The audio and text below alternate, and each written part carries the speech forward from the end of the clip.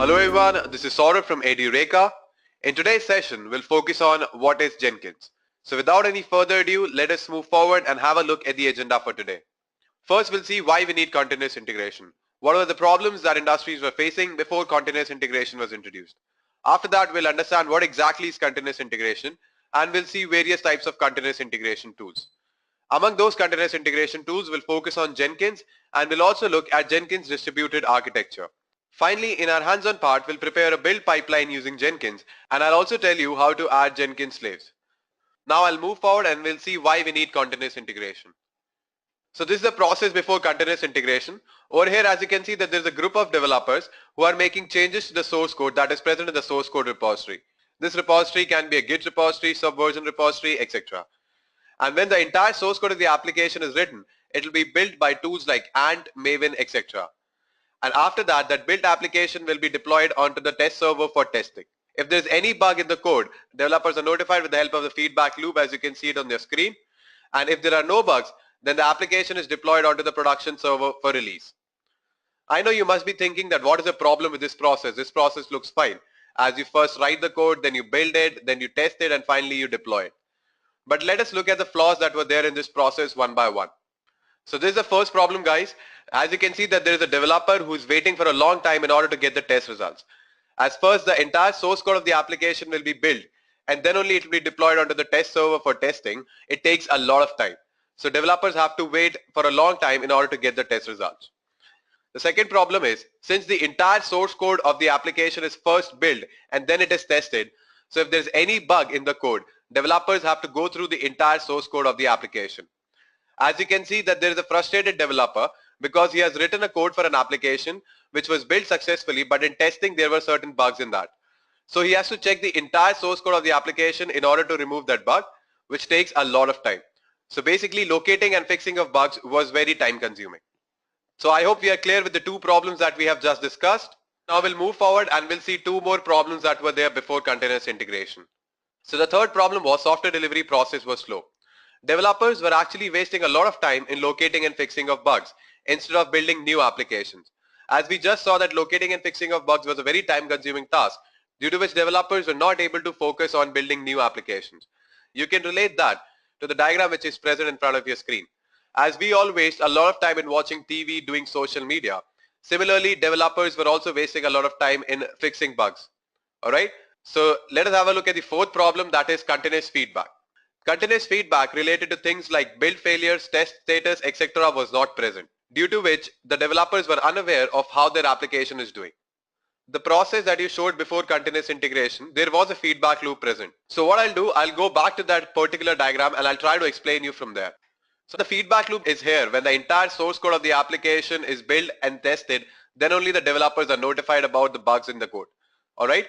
When we talk about continuous feedback, suppose this developer that I'm highlighting makes any commit to the source code that is present in the source code repository. And at that time, the code should be pulled and it should be built. And the moment it is built, the developer should be notified about the build status. And then once it is built successfully, it is then deployed onto the test server for testing. At that time, whatever the test status is, the developer should be notified about it. Similarly, if this developer makes any commit to the source code, at that time the code should be pulled, it should be built, and the build status should be notified to the developers. After that, it should be deployed onto the test server for testing, and the test results should also be given to the developers. So I hope we all are clear what is the difference between continuous feedback and feedback. So in continuous feedback, you're getting the feedback on the run. So we'll move forward and we'll see how exactly continuous integration addresses these problems. Let us see how exactly continuous integration is resolving the issues that we have discussed. So what happens here, there are multiple developers. So if any one of them makes any commit to the source code that is present in the source code repository, the code will be pulled, it will be built, tested and deployed. So what advantage we get here? So first of all, any commit that is made to the source code is built and tested, due to which if there is any bug in the code, developers actually know where the bug is present or which commit has caused that error. So they don't need to go through the entire source code of the application. They just need to check that particular commit which has introduced the bug. Alright, so in that way, locating and fixing of bugs becomes very easy. Apart from that, the first problem that we saw, the developers have to wait for a long time in order to get the test result. Here, every commit made to the source code is tested. So they don't need to wait for a long time in order to get the test results. So when we talk about the third problem, that was software delivery process was slow, is completely removed with this process. Developers are not actually focusing on locating and fixing of bugs because that won't take a lot of time as we just discussed. Instead of that, they're focusing on building new applications. Now our fourth problem was continuous feedback was not present. But over here, as you can see on the run, developers are getting the feedback about the build status, test results, etc. Developers are continuously notified about how their application is doing.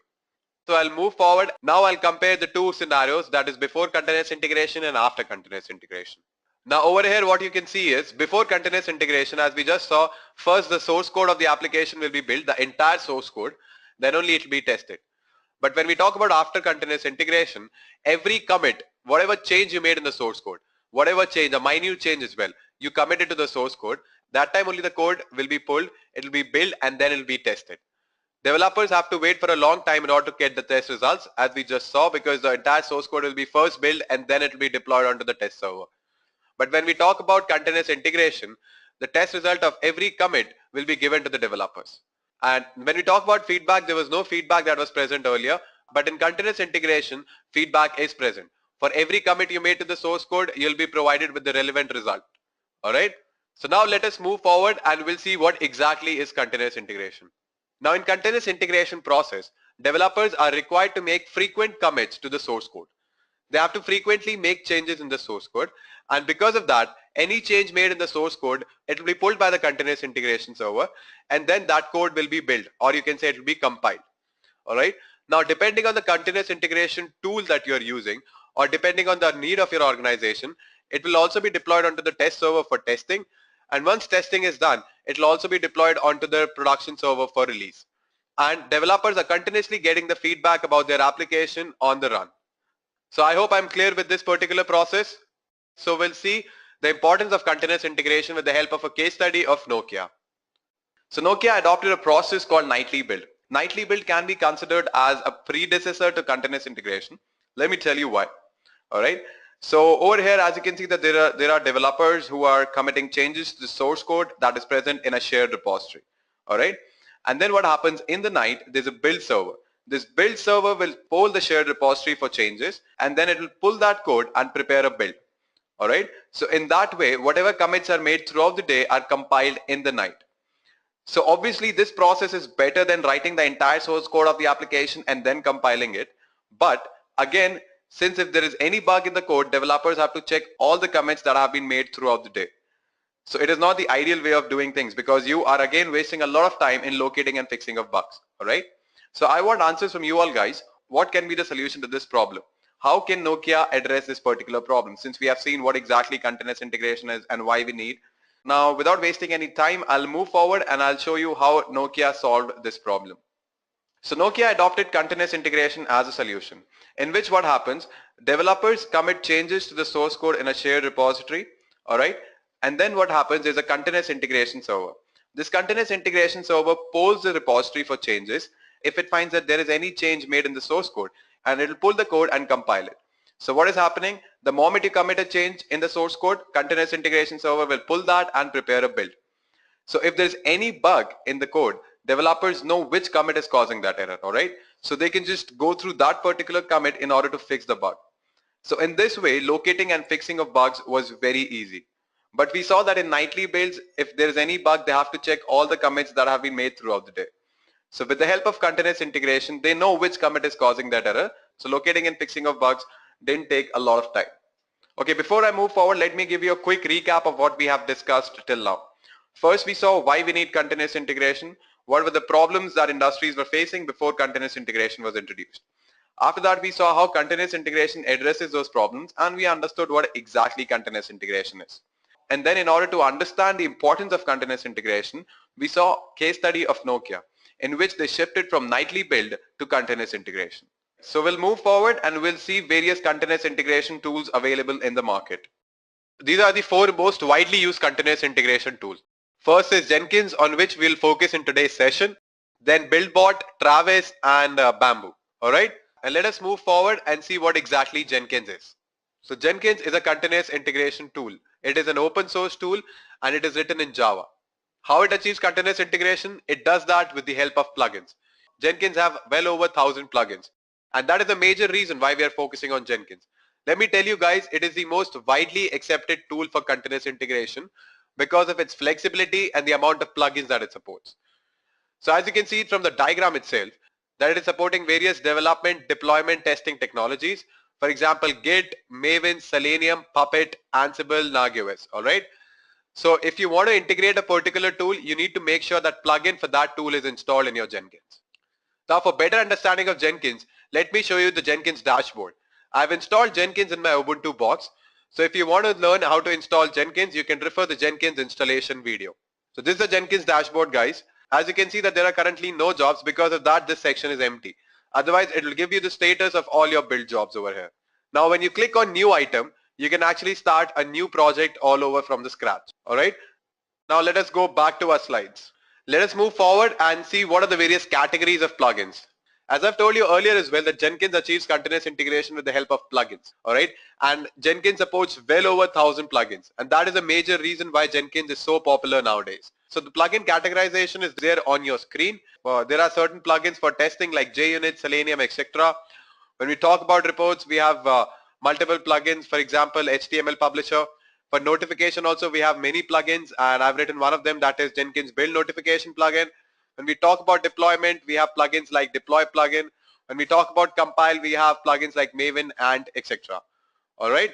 So let us move forward and see how to actually install a plugin on the same Ubuntu box where my Jenkins is installed. So over here, in order to install Jenkins, what you need to do is you need to click on Manage Jenkins option. And over here, as you can see, that there's an option called Manage Plugins. Just click over there. As you can see that it has certain updates for the existing plugins which I have already installed. All right. Then there's an option called installed where you'll get the list of plugins that are there in your system. All right. And at the same time, there's an option called available. It will give you all the plugins that are available with Jenkins. All right. So now what I'll do, I'll go ahead and install a plugin that is called HTML Publisher. So it's very easy. What you need to do is just type the name of the plugin. Here it is, HTML Publisher plugin. Just click over there and install without restart. So it is now installing that plugin. We need to wait for some time. So it has now successfully installed. Now let us go back to our Jenkins dashboard. So we have understood what exactly Jenkins is, and we have seen various Jenkins plugins as well. So now is the time to understand Jenkins with an example. We'll see a general workflow how Jenkins can be used. All right. So let us go back to our slides. So now, as I've told you earlier as well, we'll see a Jenkins example. So let us move forward. So over here, what is happening? Developers are committing changes to the source code, and that source code is present in a shared repository. It can be a Git repository, Subversion repository, or any other repository. All right. Now let us move forward and see what happens now. Now over here, what is happening? There's a Jenkins server. It is actually polling the source code repository at regular intervals to see if any developer has made any commit to the source code. If there is a change in the source code, it will pull the code and it will prepare a build. And at the same time, developers will be notified about the build results. Now let us execute this practically. All right. So I'll again go back to my Jenkins dashboard, which is there in my Ubuntu box. Over here, what I'm going to do is I'm going to create a new item. All right. Basically a new project. Now over here, I'll give a suitable name to my project. You can use any name that you want. I'll just write compile. And now I'll click on freestyle project. The reason for doing that is freestyle project is the most configurable and the flexible option. And it is easier to set up as well. And at the same time, many of the options that we configure here are present in other build jobs as well. Move forward with freestyle project and I'll click on OK. Now over here, what I'll do, I'll go to the source code management tab and it will ask you for what type of source code management you want. I'll click on Git. And over here, you need to type your repository URL. In my case, it is https github.com, your username / the name of your repository, and finally .git. All right. Now in the build option, you have multiple options. All right. So what I'll do, I'll click on invoke top level Maven targets. So now over here, let me tell you guys that Maven has a build lifecycle, and that build lifecycle is made up of multiple build phases. Typically, the sequence for build phase will be first you validate the code, then you compile it, then you test it, then you perform unit test by using suitable unit testing framework, then you package your code in a distributable format like jars, then you verify it, and you can actually install any package that you want with the help of install build phase, and then you can deploy it in the production environment for release. So I hope you have understood the Maven build lifecycle. So in the goals tab, so what I need to do is I need to compile the code that is present in the GitHub account. So for that, in the goals tab, I need to write compile. So this will trigger the compile build phase of Maven. Now that's it, guys. That's it. Just click on apply and save. Now on the left hand side, there's an option called build now to trigger the build. Just click over there and you will be able to see that the build is starting. In order to see the console output, you can click on that build and you'll see the console output. So it has validated the GitHub account and it is now starting to compile that code which is there in the GitHub account. So we have successfully compiled the code that was present in the GitHub account. Now let us go back to the Jenkins dashboard. Now in this Jenkins dashboard, you can see that my project is displayed over here. And as you can see, the blue color of the ball indicates that it has been successfully executed. All right. Now let us go back to the slides. Now let us move forward and see what happens once you have compiled your code. Now the code that you have compiled, you need to test it, alright? So what Jenkins will do, it will deploy the code onto the test server for testing. And at the same time, developers will be notified about the test results as well. So let us again execute this practically. I'll go back to my Ubuntu box again. So in the GitHub repository, the test cases are already defined, alright? So we are going to analyze those test cases with the help of Maven. So let me tell you how to do it. We'll again go and click on new item. And over here we'll give any suitable name to our project. I'll just type test and I'll again use freestyle project for the reason that I've told you earlier. Click on OK and in the source code management tab. Now before applying unit testing on the code that I've compiled, I need to first review it. With the help of PMD plugin, I'll do that. So for that, I'll again click on new item and over here I need to type the name of the project. So I'll just type it as code_review. Freestyle project, click OK. Now in the source code management tab, I'll again choose Git and give my repository URL, https github.com/username/name of the repository .git. Alright, now scroll down. Now in the build tab, I'm going to click over there and again I'll click on invoke top level Maven targets. Now in order to review the code, I'm going to use the matrix profile of Maven. So how to do that? Let me tell you. You need to type here -p matrix pmd::pmd. Alright, and this will actually produce a PMD report that contains all the warnings and errors. Now in the post build action tab, I click on publish PMD analysis result. That's all. Click on apply and save. Now finally click on build now and let us see the console output. So it has now pulled the code from the GitHub account and performing the code review. So it has successfully reviewed the code. Now let us go back to the project. Over here you can see an option called PMD warnings. Just click over there and it will display all the warnings that are there present in your code. So this is the PMD analysis report. Over here as you can see that there are total 11 warnings and you can find the details here as well. Like package you have, then you have categories, then the types of warnings which are there, like for example empty catch blocks, empty finally block. Now you have one more tab called warnings. Over there you can find where the warning is present, the file name, package, alright. Then you can find all the details. In the details tab it will actually tell you where the warning is present in your code. Alright. Now let us go back to the Jenkins dashboard and now we'll perform unit test on the code that we have compiled. For that again I'll click on new item and I'll give a name to this project. I'll just type test and I'll click on freestyle project. OK. Now in the source code management tab, I'll click on Git. Now over here I'll type the repository URL https github.com/username/name of the repository .git, and in the build option I'll click on again invoke top level Maven targets. Now over here as I've told you earlier as well that Maven build lifecycle has multiple build phases. Like first it will validate the code, compile, then test it, package, then it will verify, then it will install if certain packages are required, and then finally it will deploy it. Alright. So one of the phase is actually testing, that performs unit testing using the suitable unit testing framework. The test cases are already defined in my GitHub account. So to analyze that test case in the goal section, I need to write test. All right. And it will invoke the test phase of the Maven build lifecycle. All right. So just click on apply and save. Finally, click on build now. To see the console output, click here. Now in the source code management tab, I'll select Git. All right. Over here, again, I need to type my repository URL. That is https github.com/username /repository name .git.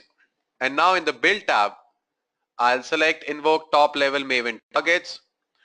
And over here, as I've told you earlier as well, that the Maven build lifecycle has multiple phases. All right. And one of that phase is a unit test. So in order to invoke that unit test, what I need to do is in the goals tab, I need to write test, and it will invoke the test build phase of the Maven build lifecycle. All right. So the moment I write test here and I'll build it, it will actually analyze the test cases that are present in the GitHub account. So let us write test and apply and save.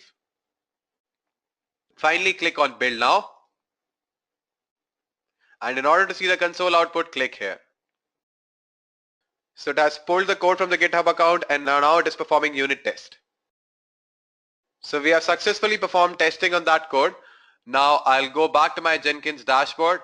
Over here, as you can see that all the 3 build jobs that I've executed are successful, which is indicated with the help of blue colored ball. All right. Now let us go back to our slides.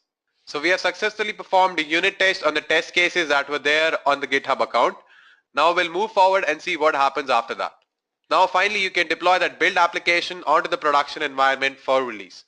But when you have one single Jenkins server, there are multiple disadvantages.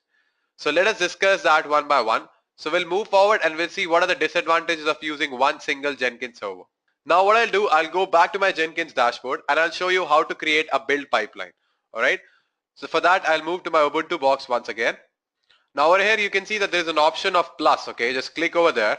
Now over here, click on build pipeline view.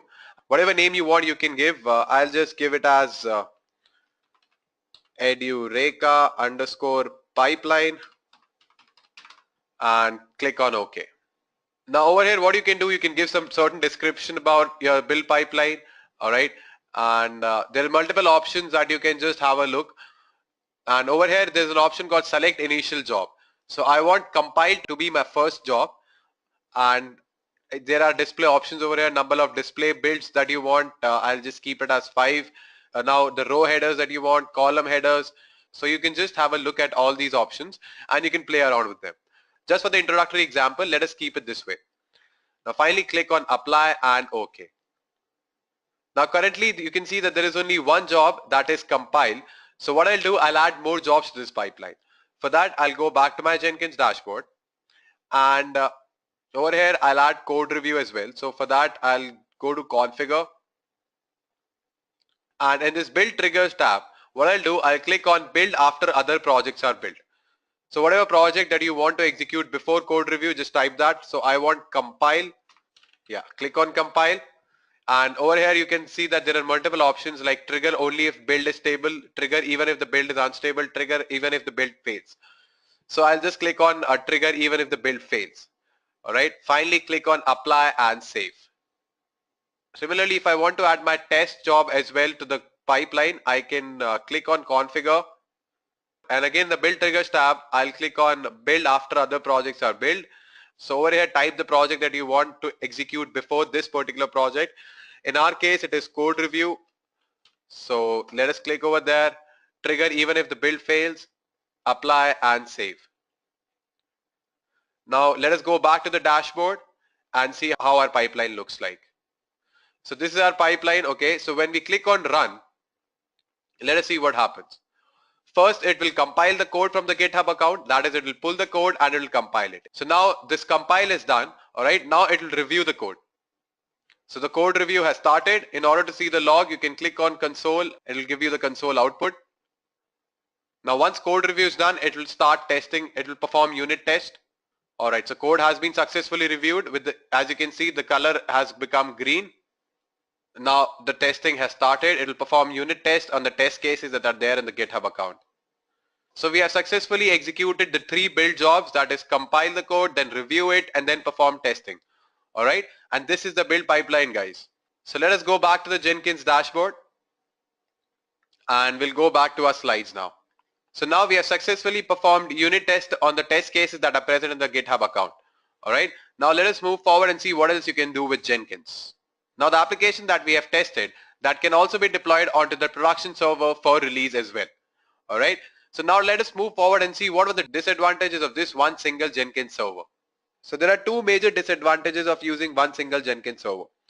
First is, you might require different environments for your builds and test jobs. Alright, so at that time one single Jenkins server cannot serve our purpose. And the second major disadvantage is, suppose you have heavier projects to build on regular basis. So at that time one single Jenkins server cannot simply handle the load. Let us understand this with an example. Suppose if you need to run web tests using Internet Explorer. So at that time you need a Windows machine. But your other build jobs might require a Linux box. So you can't use one single Jenkins server. Alright. So let us move forward and see what is actually the solution to this problem. The solution to this problem is Jenkins distributed architecture. So the Jenkins distributed architecture consists of a Jenkins master and multiple Jenkins slaves. So this Jenkins master is actually used for scheduling build jobs. It also dispatches builds to the slaves for actual execution. Alright. It also monitors the slave that is possibly taking them online and offline as required. And it also records and presents the build results. And you can directly execute a build job on master instance as well. Now when we talk about Jenkins slaves, these slaves are nothing but the Java executable that are present on remote machines. Alright. So these slaves basically hears a request from the Jenkins master, or you can say they perform the jobs as told by the Jenkins master. They operate on variety of operating system. So you can configure Jenkins in order to execute a particular type of build job on a particular Jenkins slave, or on a particular type of Jenkins slave, or you can actually let Jenkins pick the next available Jenkins slave. Alright. Now I'll go back again to my Ubuntu box and I'll show you practically how to add Jenkins slaves. Now over here, as you can see, that there is an option called Manage Jenkins. Just click over there, and when you scroll down you'll see an option called Manage Nodes.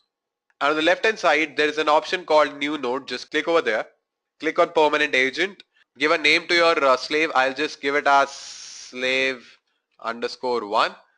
Click on OK. Over here you need to write the remote root directory. So I'll keep it as /home/edureka, and labels are not mandatory. Still, if you want, you can use that. And launch method, I want it to be launch slave agents via SSH. Alright, over here you need to give the IP address of your host. So let me show you the IP address of my host. This is my Jenkins slave, which I'll be using like Jenkins slave.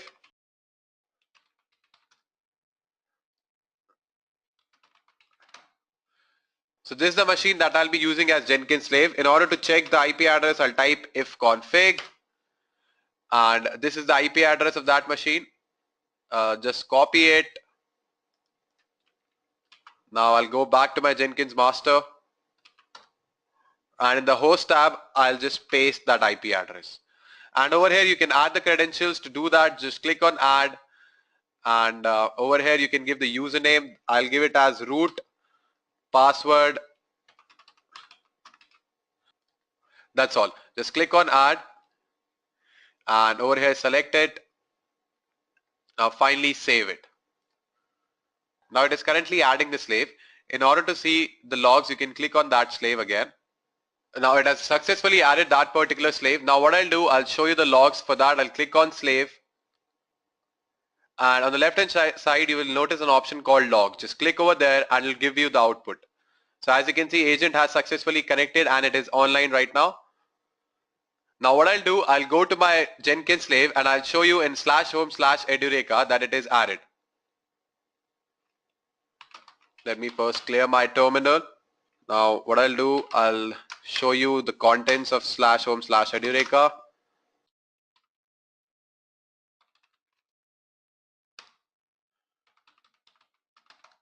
As you can see that we have successfully added slave.jar. That means we have successfully added Jenkins slave.